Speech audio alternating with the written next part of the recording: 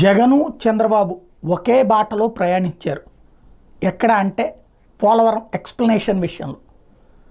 ఆ రోజున జగన్మోహన్ రెడ్డి ఒక్కసారి గుర్తుకు తెచ్చుకుంటే ఇరిగేషన్ మంత్రి కాకుండా స్వయంగా జగన్మోహన్ రెడ్డి అసెంబ్లీలో అంటే ముందు అక్కడికి వెళ్ళి రావడం 2019 అప్పుడు వెళ్ళొచ్చిన తర్వాత ఆ డీటెయిల్స్ అన్నిటితో ఒక పవర్ పాయింట్ ప్రజెంటేషన్ అసెంబ్లీలో ఇచ్చారు.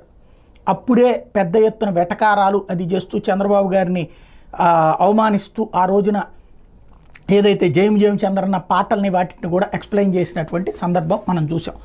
పోలవరానికి సంబంధించి సుదీర్ఘమైనటువంటి ఎక్స్ప్లెనేషను. అందులో 2019లో వచ్చినటువంటి వరదలు కరెక్ట్గా తన ప్రభుత్వం అధికారంలోకి వచ్చే టైంకి అక్కడ వరదలు రావడం, అప్పటికి అంతకుముందు నాణ్యతారహితంగా కట్టినటువంటి ఏవైతే స్పిల్ ఇదే దాని పేరేంటి కాపర్ డ్యామ్ కావచ్చు, తర్వాత రాక్ఫిల్ ఏదైతే ఉందో ఆ పార్ట్ కావచ్చు, ఇవన్నీ కూడా